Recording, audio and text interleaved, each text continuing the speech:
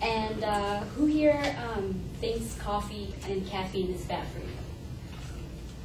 Well, today I'm going to tell you that that's a myth. And first of all, what is caffeine?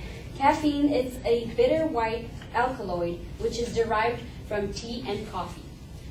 You can find caffeine in sodas, chocolate, and well, obviously coffee.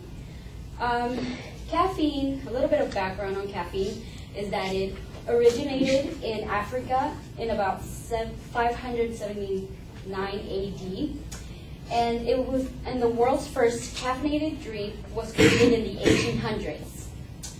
Also, caffeine was recognized as safe by the FDA in 1958.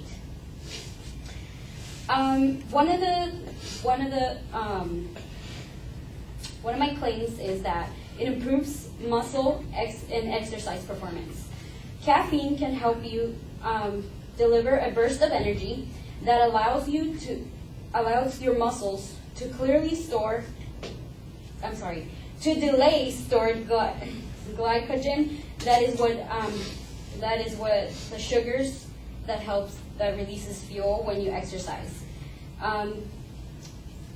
Also, it helps muscle endurance. Caffeine works directly with your muscles, and it acts on the tissues, but by increasing their power to contract, which gives it helps with endurance.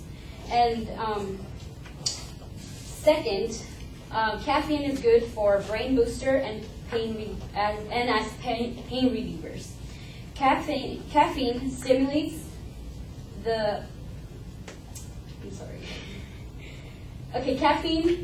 stimulates the nervous system, which alerts you and relaxes you, and also helps with concentration. So when you're doing homework, it's good to have a cup of coffee because it helps you improve on what you're reading. It helps you concentrate more.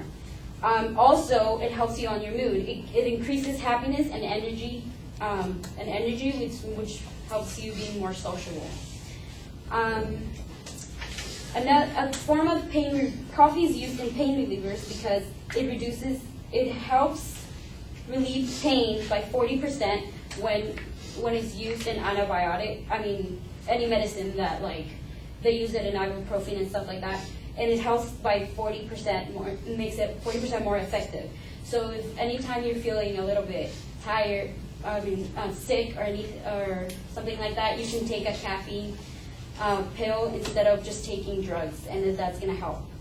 Also, it constricts blood vessels, which helps reduce headaches, which is why it helps.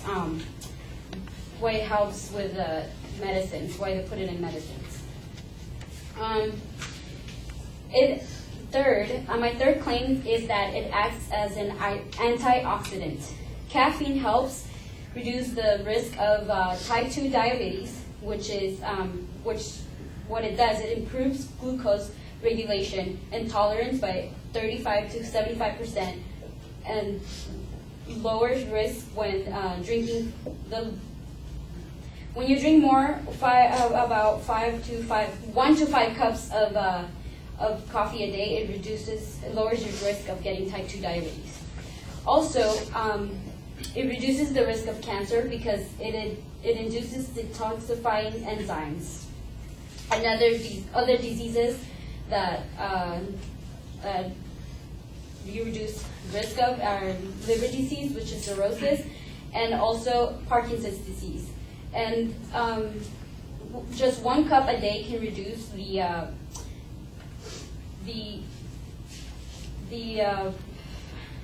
risk of getting Parkinson's disease. In conclusion, you should drink at least 1 cup of coffee a day to help, because it helps your health and in consuming, and it's just healthy. Okay.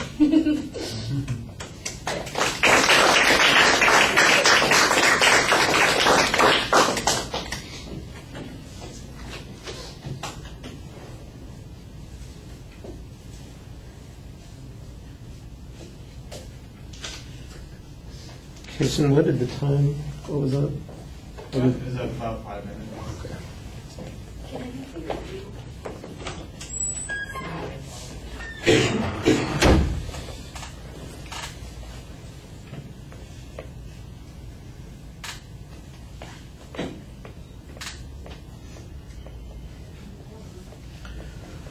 All right, Jared, I couldn't tell at the beginning whether the speech was about caffeine or coffee, and I think sometimes it's about both of them. So you need to pick one of those as your main subject and stick with it. At the end, it's about coffee, but when you're in the middle section, when you're talking about the effect of in the medications, it's really about caffeine. And then at the end, you also kind of make it sound like it's a policy claim. We should be drinking a cup of coffee a day.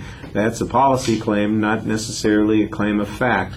I didn't really think that you had a very clear layout of the structure at the beginning of the speech. However, during the presentation, you did a nice job signposting the supporting points and trying to give them some numerical signposts as well. So you've got the right idea here, but you need to polish it up in the execution, especially at the beginning of the speech. I get a lot of stuff that's being presented as factual data, some of which I'm not sure about. I get a lot of statistical information I got no source citation for. There's a recommendation that it prevents not Alzheimer's, but Parkinson's, and I'm sure that that's based on a study, but I don't get a source citation on that study. The main problem with your evidence is that there are no sources for any of the information. This is all taken as if it is true, and we have no independent way of evaluating it as a listener. You present a statistic, but I don't know where that statistic came from. You say that they use it in medications, it makes them 40% more effective. I'm sure that you researched that someplace, but I wouldn't know that as a listener in this audience, and I wouldn't be able to make a judgment that it is an important component in the medication based on the research that you're presenting. So it's very conclusionary when you were presenting your arguments. I thought you did an okay job talking to the audience. You got a little bit uncertain there at the exit, as if you weren't sure what your claim actually was, and that, I think, undermines your credibility a little bit, but you did a better job talking to the audience earlier on in the presentation. All right. Thank you.